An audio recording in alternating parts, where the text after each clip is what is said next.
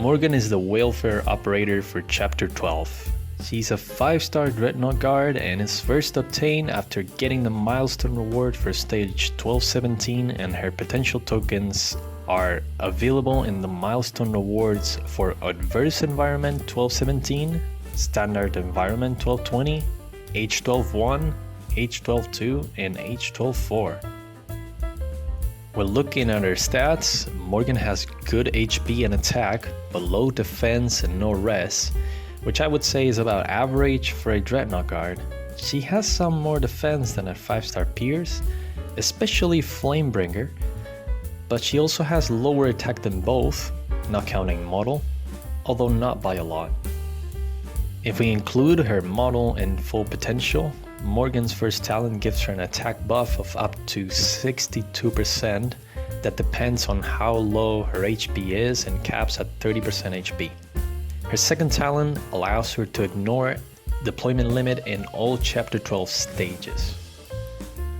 Before we head straight onto the analysis, let me just talk real quick about how absurd it is that these welfare operators are especially useful in the chapter they're the reward of, but at the same time you have to at least wait until midway through the chapter to even get a single copy of said operator in the first place. By that time, you've probably already figured out the mechanics of the chapter, and you may not even need the operator at all by then. This is even worse in Morgan's case because you don't even get her until stage 1217. That means Morgan's second talent is going to be available for stages 18, 19, and 20 of Chapter 12. A total of just 3 stages. Now if we include the H stages, it goes up to 7.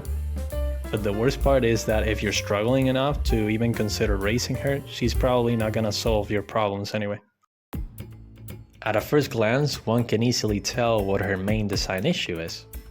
She wants to be low on HP so that she can get the most out of her damage, but she also struggles to stay alive due to low defense and almost no means of survivability on her own.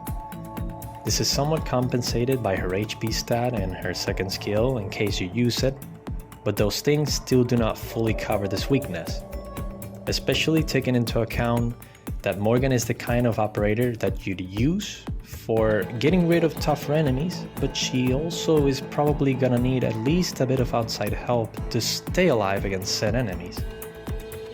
Morgan's skill 1 has a 20-second cooldown and a duration of 15 seconds. It also includes a damage multiplier, and during it, Morgan loses 12% of her HP per hit.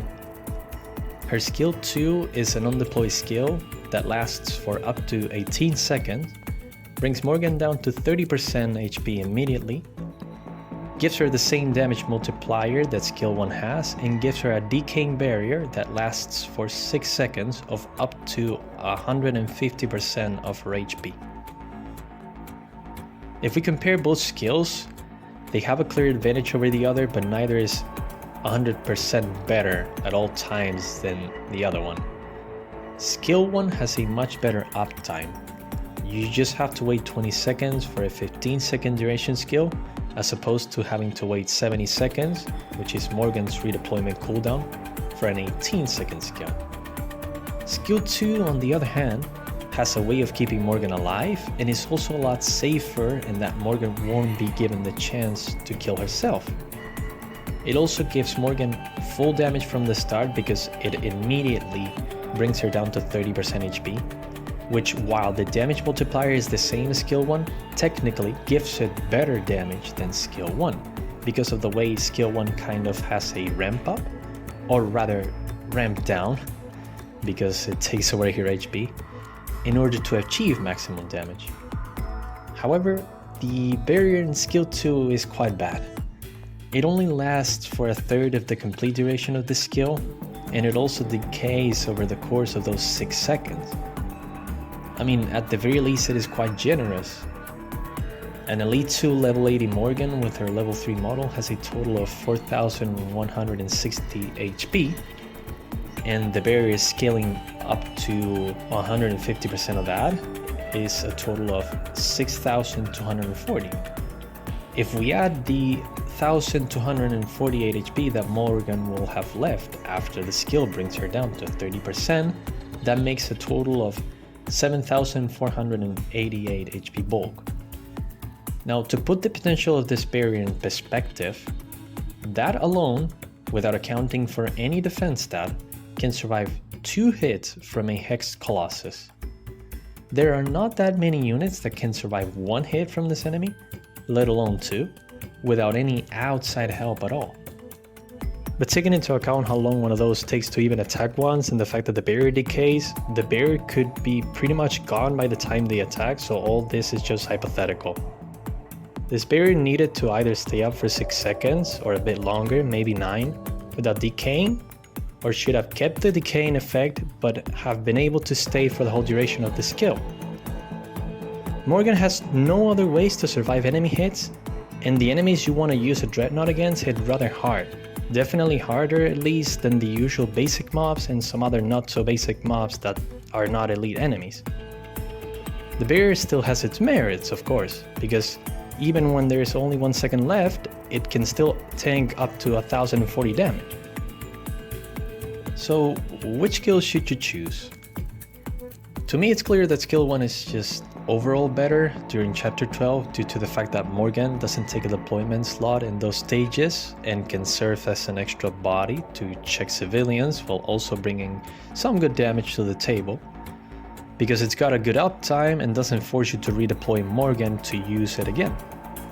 However, for the rest of the content, personally I favor his skill 2. Skill 1 has the better uptime, but Morgan takes a deployment slot in any other content in the game, although she's not really someone that you'd want to keep for an entire battle, especially not when her direct welfare competitor, Flamebringer, has a lot more staying power than her anyway. Thus, skill 2 seems like a better option to me. You could still use skill 1 as a highlight drop skill, but I don't think there's any point in using it over skill 2 in that case. You'd be trading an 18-second skill on a 70-second cooldown with full damage on deployment for a 15-second skill on a 75-second cooldown that doesn't even do full damage from the get-go. Now that I'm finally done giving my 2 cents on which skill I think you should choose, let's compare her to other options.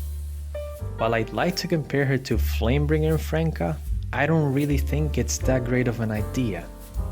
After all, I don't really see Morgan as someone who fulfills the same role as those two, even though they are her direct competition within the same rarity. Flamebringer is definitely someone that you want to keep on the field, especially if you're using skill 2. Franka is probably the closest one of the two to Morgan, since she doesn't focus that much on survivability, even dropping her defense when she procs her skill 2, and instead focuses on damage. But they're very different in the consistency of their survivability and their damage. You probably still want to keep a source of constant healing near Franka, but she doesn't need to be hurt at all to achieve her highest damage potential. Morgan has some issues in this regard, because you also want some healing to prevent her from dying to a strong hit, but that healing cannot put her far above 30% HP or you're gonna see her lose damage fast. This is kind of a trade-off though, because Morgan at least has guaranteed highest damage potential when she drops to 30% HP, while Franka, even during skill 2, depends on RNG to proc her defense ignoring talent. There's also the fact that Franka is not a welfare operator, so you might not even have her, but that isn't exactly relevant for this comparison anyway. I think the closest comparison to Morgan is Utage. I know, she's a Musha archetype, but Utage is mostly used for her skill 2, which is also a non-deploy skill. The biggest difference here is that Utage's skill changes her to arts damage, while Morgan still does physical damage, and the fact that Mushas don't have so much attack but hit a lot faster once their HP is down, and have an inbuilt heal on hit. Utage clearly has the advantage in survivability thanks to the self-healing, the extra defense she has over Morgan, and especially the Sanctuary effect on her model. As for the damage comparison, I doubt they're really far from each other, with the previously mentioned difference that one does physical damage and the other one does arts damage, and also the fact that Morgan's skill lasts for 2 more seconds, which might impact some stages, but it all depends on what enemy you're facing at the end of the day. You might have also been unlucky enough to not even have seen Otage in your rolls, but you probably at least have her, even if not at full potential. She does have a higher DP cost as well, however, not too much, but it could be noticeable the more you redeploy them. Now, something you might not have noticed is that I'm comparing a 5-star to a 4-star, but to be honest, it's mostly because I think Otage is the closest comparison that she has without having to compare her to the 6-star operators. I see no point in doing such a thing, since if you have either Scotty or Nerl the Radiant Knight, you should probably use those over Morgan. Now that the comparisons are over, I'm gonna go over what and who I think she synergizes best with. Before I go into detail, let me just say that if you need to resort to certain operators to fix another one, chances are that operator is not very good. If you're still willing to look at options to partner up with Morgan, whether it's because she's one of your favorites and you want to raise her because of that, or because you're considering building a Dreadnought because you haven't done so yet, then maybe you'll find this part interesting. The first synergy that came to mind might seem obvious: healing. Now hear me out on this one. I do not recommend you dedicate a medic to keep Morgan's HP up. Like I said before, you'll start missing out on damage before you realize. She will still deal good damage, just not the highest possible, but a dead Morgan deals even less damage than a full HP Morgan.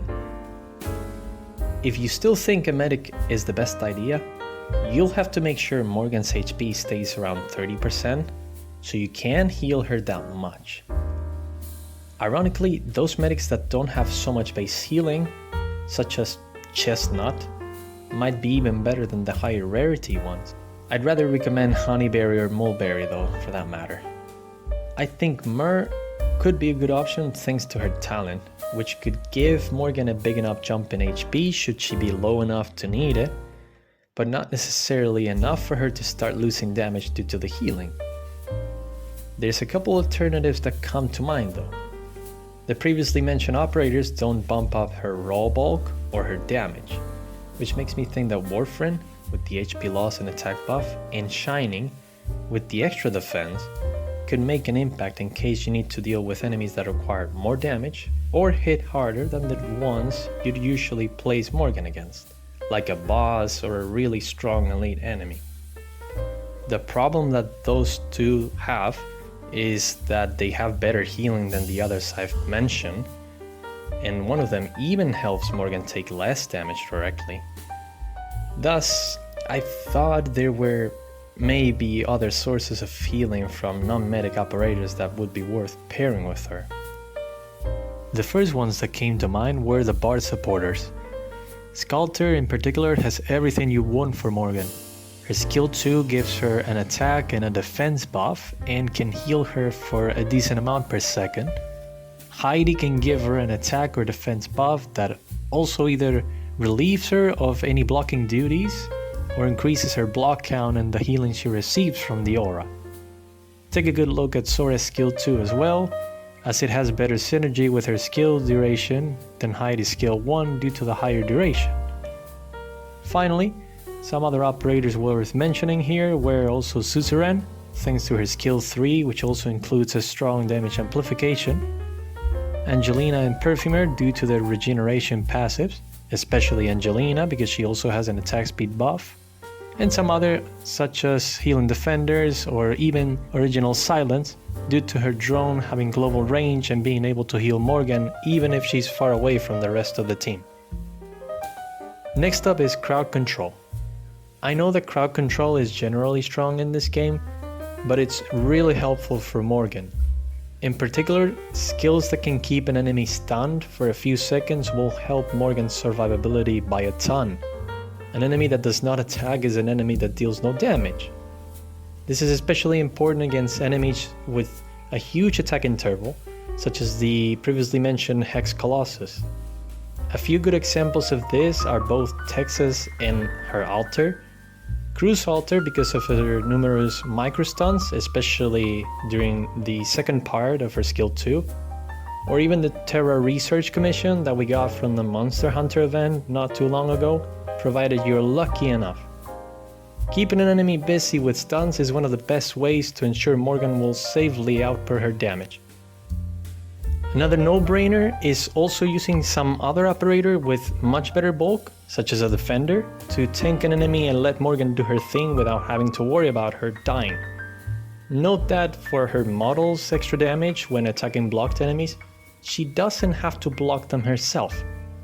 There's a lot of units that could go in here, but a few worth the mention could be Quora or Bubble, who are cheap and great at handling physical damage, the already mentioned healing defenders, or even arts protectors in case you're struggling with a particularly strong arts damage enemy.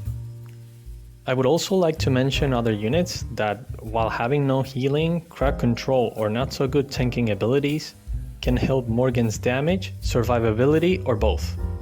Worth mentioning here are Moose, who provides a consistent and great attack debuff, Pramanix, who has a defense debuff along with a conditional fragile effect, and especially Shamare, who also has a conditional fragile effect, but debuffs both attack and defense by up to 50% with her Dole for up to 15 seconds, perfect for helping Morgan hit harder and tank when her barrier is gone. Finally, I would like to mention Abjurers. Funnily enough, Quercus, usually the best of the 5-star Abjurers, is probably the worst one for Morgan, because her Sanctuary effect works when above a certain percent HP and not below that HP. Tsukinogi might be food for thought. Not only she has a shelter effect that works below 40% HP, but she also could bring some extra survivability for Morgan with the dodge chance and Invis reveal, which is useful sometimes, or the constant bard-like healing and stronger sanctuary of her skill 2. Even then, I do not recommend Tsukinogi nor 9-Colored Deer, because at that point you're probably better off looking at other options. Speaking of Abjurers, we just recently got a 6-star one, Silence the Paradigmatic, that also happens to be a welfare operator, just like Morgan, and is, in my opinion, the absolute best partner for Morgan, at least when it comes to survivability. She has healing, she has an invincibility tool on her skill 3 that lasts for up to 10 seconds, and she also has a sanctuary effect that she can enhance and make global with her skill 2. The only thing she's missing is an attack buff, but you really can't ask for much more when you think about how much she already has. I still don't think Morgan is an operator really worth looking at, but at the very least she has her own merits. She seems to have a high risk, high reward playstyle, but I believe the risk is just too high for the reward. Kind of reminds me of Vigil in that she has very good damage potential, but in order to achieve it you have to meet a condition that's kinda risky, so you have to know what you're doing and what enemies you're gonna be facing with her. You can't just recklessly throw her at a strong enemy and expect her to succeed all the time. I myself decided to raise her anyway because I love the Glasgow gang, especially Siege and Morgan. Hopefully I helped someone clear any doubts about whether Morgan is worth raising at all. If you have any questions or suggestions or feel like I've missed anything in this video, feel free to leave a comment. Thank you for watching and stay fresh, doctors.